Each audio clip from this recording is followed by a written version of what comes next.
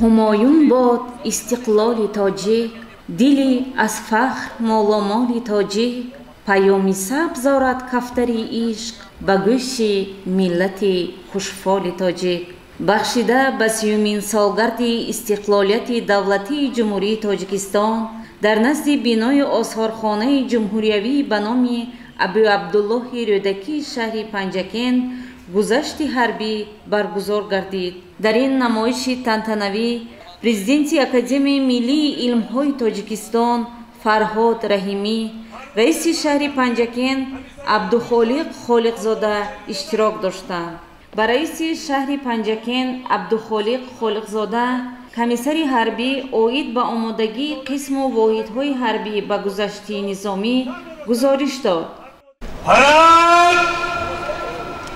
حضور!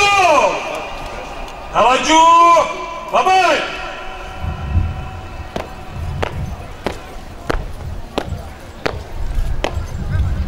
محترم رئیس شهر، هیئت شخصی قوه‌های مسلح، ساختارهای قدرتی، مقامات حفظی حقوق و ذخیره‌های سفربری برای گذشتن پرد حربی بخشیده به جشن 30 سالگی استقلالیت دولتی جمهوری تاجیکستان سر برآورد. فرمانده پرد حربی کمیسر حربی شهر حاکم شریفزاده.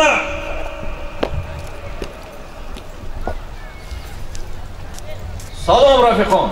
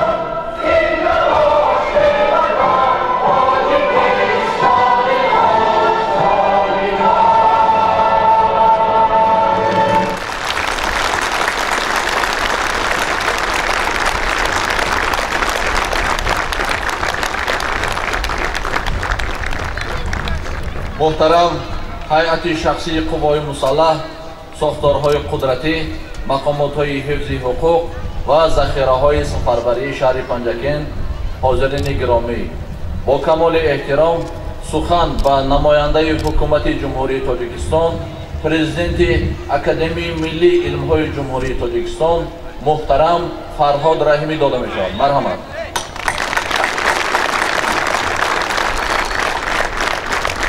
محترم افسران، سربازان، کارمندان مقامات حفظی حقوق و مقامات قدرتی کشور، اولا همه شما را و جشن 30 سالگی استقلال دولتی جمهوری تاجیکستان صمیمانه تبریک و تهنیت میگویم. به همه شما سلامتی و سربلندی میخواهم.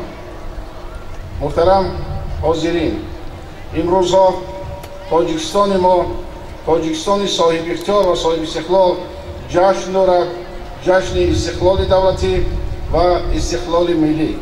و امروز مردم شریف تاجیکستان با دستاوردهای بزرگ مهنتی با کارنامه‌های خود این جشن را پیشواز میگیرند و فکر میکنم جشن امروز همه آن دستاوردی که کشور طول 30 سال آخر داشت طبعا با نام اساسگزار صلح و وحدت ملی پرزیدنت کشور پیشوای معظم ملت جناب عالی محترم امام علی رحمان است.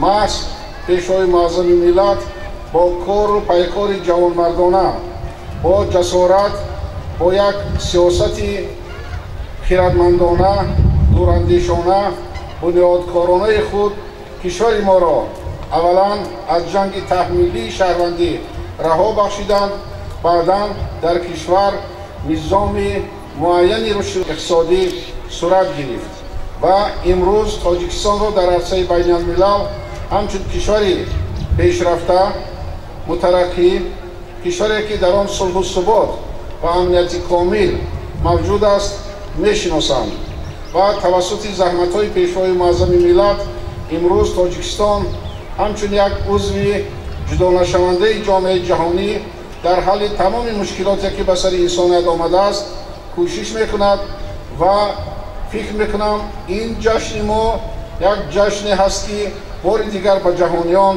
اثبات کنیم که مردم تاجیک، ملت تاجیک ملت تمدن ساز، تمدن آفر، فرهنگی و بنیادکار است و در پیشروی واقعیتی که امروز در جهان است و در منطقه رخ می‌دهد بار دیگر ملت تاجیک را پیشوای معظم ملت و وحدت و یک دیگر فهمی می‌خوانند و توسط این سیاست پیش می‌برند.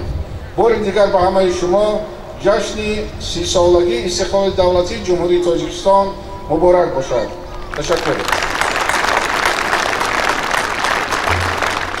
سپس رئیس شهر پنجکند عبدالخالق خالقزاده مردم شریف پنجکند را با 30مین سالگرد استقلالیت دولتی جمهوری تاجیکستان شادباش گفت.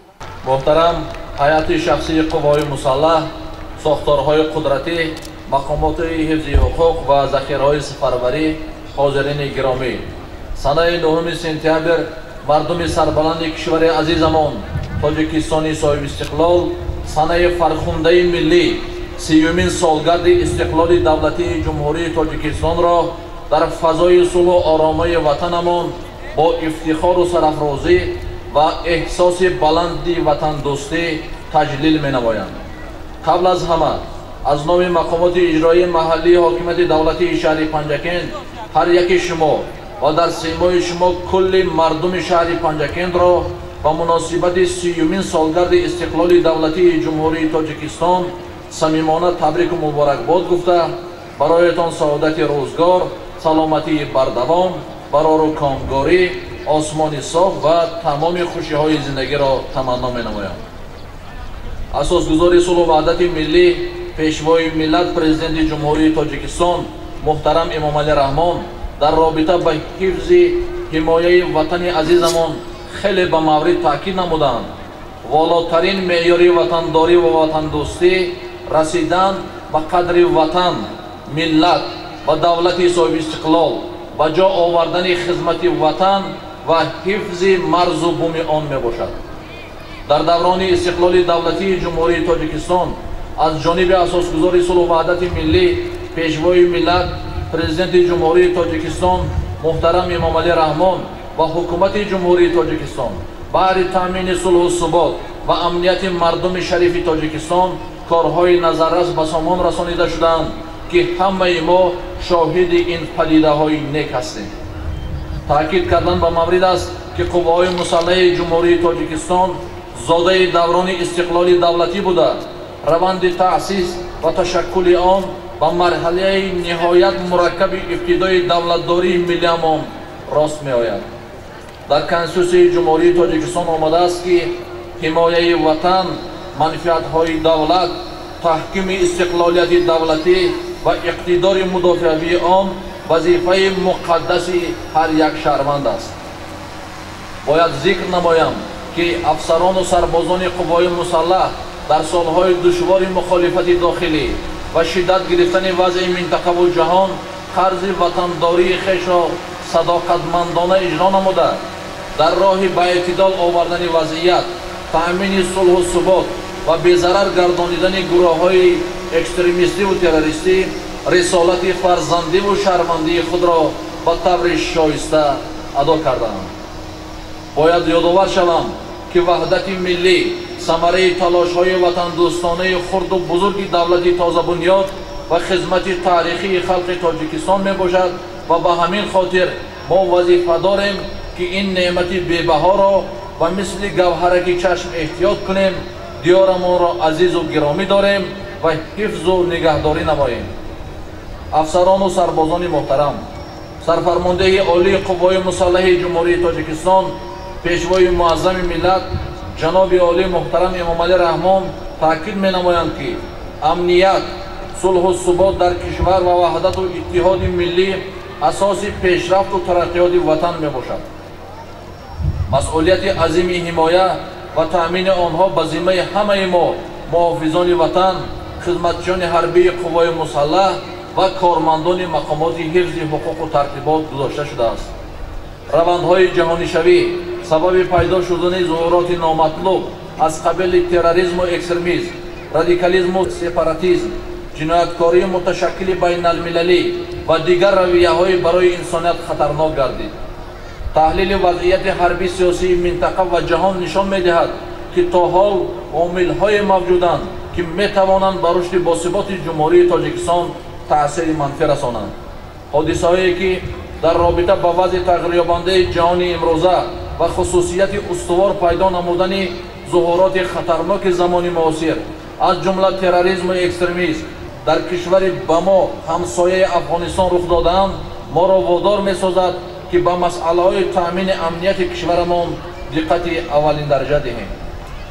گذشته از این نباید فراموش کرد که خائنان ملت و خواجه‌های خارجی آنها تا هنوز از نقشه‌های ناپاک و غرضناک خود که ابتدای سال‌های 90 داشتند دست نکشیدند. آنها تا به حال از خارج کشور با تمام راه و واسطه‌ها کوشش کرده ایستادند که جامعه ما را ناآرام ساخته فرهنگ و مذهب بیگانه را به سر ما تحمیل کنند. امروز جوانان باننگ و ناموس کشور باید هوشیار و زیرک باشند، زیرا فعالیت چنین رویه‌های اکستریمیستی، رادیکالی و خرافات پرستی یکی از عامل‌های اساسی خطرزا برای امروز و فردا تاجیکستان و دیگر کشورهای منطقه به شمار می‌رود. از این لحاظ چنانکه سرفرمانده عالی قوای مسلح جمهوری تاجیکستان گنرال ارتش محترم امامعلی رحمان تاکید نمودند، وضع نهایت مرکب و حساس منطقه و جهان تقاضا می‌نماید که هر یک سرباز و افسر بانند و ناموس هوشیاری کسبی و زیرکی سیاسی را از دست نداده به خاطر حمایه خاک مقدس وطن عزیزمان وظیفه‌های خدمتی خود را صادقانه و با احساس بلند وطنداری اجرا نماید. از این لحاظ ضرور است که هر یک شخص وطندوست کشور بخصوص شما سربازان شجاع وطن بعد تأمین اجرای این عهده‌داری زیرکی سیاسی را از دست نداده برای شکوفایی و رشد و نمای وطن محبوبمان از جمله شهر باستانی پنجکند دائما در تلاش باشید. ما از آن افتخار می‌نماییم که هیئت قوای مسلح جمهوری تاجیکستان، ساختارهای قدرتی، مقامات‌های حفظ حقوق و ذخیره‌های سفربری امروز قادرند منفعت‌های دولتی صاحب استقلالمان را سربلندانه حمایه نمایند. ما باید طوری رفتار نماییم تا مردم شریف تاجیک درک نماید که ارتش قابل حفظ مرز و بوم کشور را دارد و خلق میتواند تحت حمایه آن حیات آسایشته برد. خاطر نشان میشوم که با فرمانهای رهبر دولت تا امروز هزاران نفر خدمتچیان نظامی قوای مسلح و مقامات حفظ حقوق برای جسارت و شجاعت، خدمت صافدلانه و نشان دادن کارنمایی هنگام اجرای وظیفه‌های خدمتی با مکافات‌های دولتی، رتبه‌های عالی حربی و عنوان‌های فخری قدردانی گردیدند. باوری کامل داریم که خدمتچیان حربی با خدمت صداقتمندانه و صادقانه در بنیاد جامعه دموکراتی، حقوق بنیاد دنیوی سهم بارز گذاشته با طفیل خدمت باشرفانه منفعت‌های سیاسی یکپارچگی وطن عزیزمان و مرزهای آن را از همه گونه عملیات‌های تحریمکارانه حمایت می‌نمایند. بار دیگر تمام هیئت شخصی ساختارهای نظامی، مقامات حفظی حقوق و ذخیره‌های سفربری شهر پنجکند، اینچنین ساکنان شرفمند پنجکند باستانی را با جشن 30 سالگی استقلال دولتی جمهوری تاجیکستان عزیزمان تبریک گفته و هر یک شما در راه حفظ وطن و حمایت استقلالیت و آزادی سرزمین اجدادیمان که رمز شرف و ناموس وطنداری ما می باشد موفقیت و سربلندی آرزو می نمایم. بگذار استقلال دولتی افتخار دائمی هر یک شهروند کشور عزیزمان باشد. بگذار در تاجیکستان عزیزمان تحت راهبری سرفرمانده عالی قوای مسلح جمهوری تاجیکستان پیشوای معظم ملت جناب عالی محترم امام علی رحمان همیشه صلح و ثبات جاویدانه پایدار بماند. جشن استقلال دولتی جمهوری تاجیکستان مبارک. محافظان دلیر و شجاع وطن.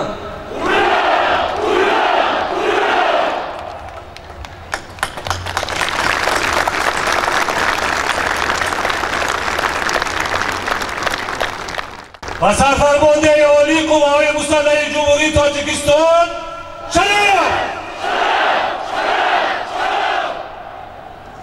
پرد! نظام! با مرش تنطلبی!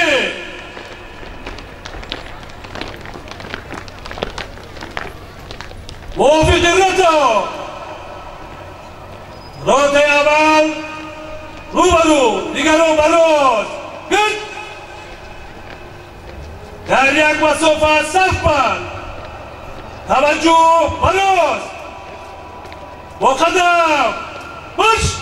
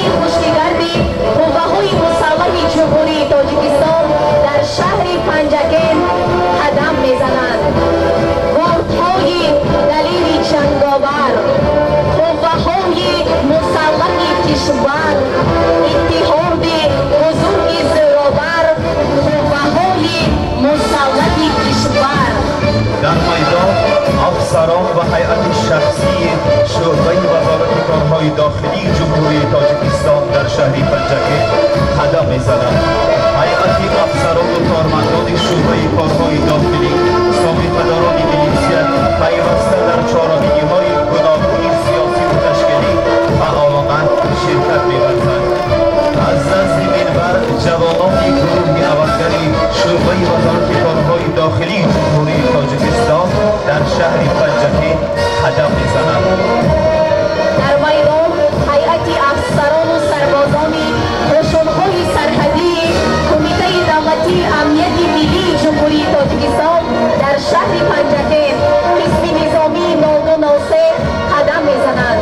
اساسگزار صلح و وحدت ملی پیشوای ملت سرفرمانده عالی قوه‌های مسلح جمهوری تاجیکستان محترم امامعلی رحمان جهت تامین یگانگی حدودی و مرزی کشور، آسایش امنیت اهالی، بلندبرداشته آبرو و اعتبار تاجیکستان عزیزمان تمام قوه، تجربه و مهارت خویش را سفربر نمودند. در میدان هیئت شخصی ذخیره‌های سفربری دانشکده آموزگاری تاجیکستان در شهر پنجگه قدم می‌زند. دانشکده آموزگاری تاجیکستان در شهر پنجگه زاده دوران استقلال بوده در اساس قرار مجلس وکیلان خلق شهر پنجگه از 16 سال 1991 همچون شعبه مرکزی آسیامانگی دانشگاه آزاد روسیه تأسیس داده شد و از سال 1294 همچون دانشگاه آزاد تاجیکستان عمل نموده از دو فاکولته حقوق‌شناسی و علم تجارت عبارت بوده وابسته به طلبات ایام در سال 2001-2002 در دانشکده فاکولته آموزگاری تشکیل کرده شد. در سالهای بعد وابسته به تأسیس اختصاص‌های نوی آموزگاری از سال 2007 نام دانشکده آموزگاری تاجیکستان در شهر پنجگه دارد. از نزد منبر ذخیره‌های سفربری خارجی اطلاعاتی و انفلاسیونی دانشکده آموزگاری تاجیکستان در شهر پنجگه قدم می‌زند. از نزد منبر هیئت شخصی ذخیره‌های سفربری ساحه تندرستی شهر پنجگه قدم می‌زنند. ساحه تندرستی یکی از سمت‌های اکثریت‌ناک سیاست اجتماعی دولت تاجیکستان بوده. حکومت کشور و رشد ساحه تندرستی و حفظ اجتماعی اهالی توجه خاصه ظاهر می‌نماید. اساسگزار صلح و وحدت ملی پیشوای ملت پرزیدنت جمهوری تاجیکستان محترم امامعلی رحمان در پیام نوبتی خود و مجلس عالی جمهوری تاجیکستان تاکید نمودند که حکومت تاجیکستان در روند ادامه بخشیدن اصلاحات ساحه تندرستی و مسئله‌های بهتر نمودن دسترسی صفت و ثمربردی خدمت‌رسانی طبی و اهالی اینجوری رشد شکل‌های نوی کمک اولیه طبی و سانیتری اهمیت خاصه می‌دهد. از نزد منبر هیئت شخصی ذخیره‌های سفربری کالج طبی شهر پنجگه می‌گذارد. مؤسسه دولتی تعلیمی کالج طبی شهر پنجگه همقدم دوران استقلال بوده سال 1292 تأسیس یافته است. در طول 30 سال استقلالی کشوری عزیزمان مؤسسه تعلیمی و یک قطار دستاوردها نایل گردید. مؤسسه مذکور متخصصان را از روی معلومات بیانه مخصوص طبی آماده می‌سازد. دانشجویان فعال مؤسسه در آزمون‌های جمهوری ولایتی و شهری اشتراک نموده همه سال جایهای افتخاری را صاحب می‌گردند.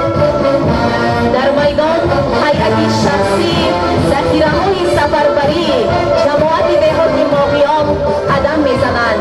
جماعت دهات ماهیان سال 1924 تشکیل شده است. در میدان هیئت شخصی ذخیره‌های سفربری جماعت دهات چینار قدم می‌زنند. جماعت دهات چینار سال 1973 تشکیل شده است. از نزد منبر هیئت شخصی ذخیره‌های سفربری جماعت دهات فرام قدم می‌زنند. جماعت دهات فرام سال 1903 های سفربری جماعت دهاتی اماندره هدف میزنند. جماعت دهاتی اماندره سال 1932 تشکیل شده است. تاجیکستان ملکی آزادم، کشوری پرفیض و آبادم. جشن استقلال داری تو، من ز استقلال دلشادم. در میدان هیئت شخصی ذخیره‌های سفربری جماعت دهاتی واحد شهری قدم میزنند. در میدان هیئت شخصی ذخیره‌های سفربری کارخانه مشترک زرافشان قدم میزنند. کارخانه مشترک زرافشان سال 1990 همچون کارگاه مشترک در زمینه تامینات معدن طلای تاجیک به کار آغاز نموده است. یکی از بزرگترین کارخانه‌های ساحه معدن کوهی در کشور کارخانه مشترک زرافشان میباشد که ثمره دوران صاحب استقلالی میباشد. در میدان هیئت شخصی ذخیره‌های سفربری جماعت دهاتی سرجیده قدم میزنند. جماعت دهاتی سرجیده سال 1930 تشکیل شده است. در میدان هیئت شخصی ذخیره‌های سفربری جماعت دهاتی کاسه‌تراش قدم میزنند. جماعت دهاتی کاسه‌تراش سال 1930 تشکیل شده است. زنده باد تاجیکستانی آباد و آزاد. در میدان هیئت شخصی ذخیره‌های سفربری جماعت دهاتی شین قدم میزنند. جماعت دهاتی شین سال 1926 تشکیل شده است. در میدان هیئت شخصی ذخیره‌های سفربری جماعت دهاتی خرمی قدم میزند. جماعت دهاتی خرمی سال 1926 تشکیل شده است. از نزد منبر هیئت شخصی ذخیره‌های سفربری جماعت دهاتی رودکی می‌گذرند. جماعت دهاتی رودکی سال 1924 تشکیل شده است. در میدان هیئت شخصی ذخیره‌های سفربری جماعت دهاتی سرس قدم میزند. جماعت دهاتی سرس سال 1930 تشکیل شده است. در میدان هیئت شخصی ذخیره‌های سفربری محله‌های شهر قدم میزنند. در میدان هیئت شخصی ذخیره‌های سفربری جماعت دهاتی یاری قدم میزند. جماعت دهاتی یاری سال 1930 تشکیل شده است. از نزد منبر هیئت شخصی ذخیره‌های سفربری جماعت دهاتی خلیفه حسن می‌گذرند. جماعت دهاتی خلیفه حسن سال 1924 تشکیل شده است.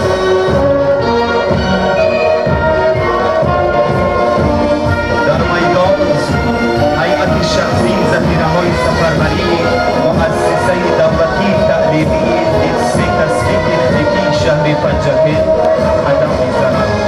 مؤسسه دولتی تعلیمی لیسه تصفیه تکنیکی شهر پنجکه 21 مارس سال 1961 در پایگاه استانسیه ماشینی و تراکتوری تشکیل یافته است. لیسه تصفیه تکنیکی شهر پنجکه و تعلیم و تربیت و بهر آماده نمودن کادرهای کارگری مشغول میباشد.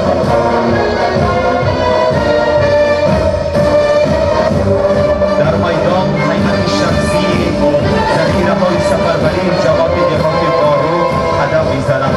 جماعت دهاتی بارو سال 1924 تشکیل شده است. در میدان ذخیره‌های سفربری کالج آموزگاری شهر پنجکه قدم میزنند. کالج آموزگاری شهر پنجکه سپتامبر سال 1930 همچون کمبیناتی پداگوژی تأسیس یافته است. کالج آموزگاری سابق آموزشگاه آموزگاری شهر پنجکه یکی از مؤسسه‌های کهن‌ترین جمهوری بوده در سال روان 91 سال شد. با قرار حکومت جمهوری تاجیکستان از 2 نوامبر سال 2012 تحت رقم 650 آموزشگاه آموزگاری و کالج آموزگاری شهر پنجکه تبدیل داده شد.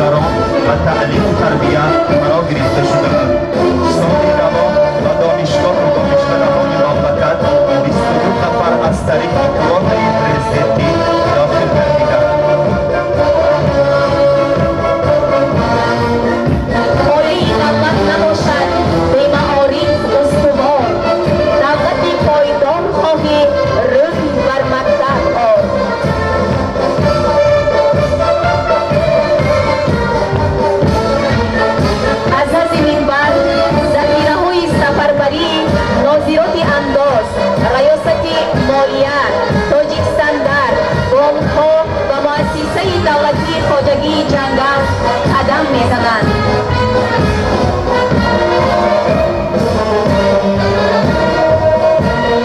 یاران همه جا ولی وطن در یک جاست. هر سنگ وطن مثال حیکل زیباست. آدم همه جا عزیز لیکن بر ما آخر یک تاست. تاجیکستان یک تاست. زنده و پاینده باد استقلال دولتی جمهوری تاجیکستان. پاینده باد استقلال دولتی جمهوری تاجیکستان.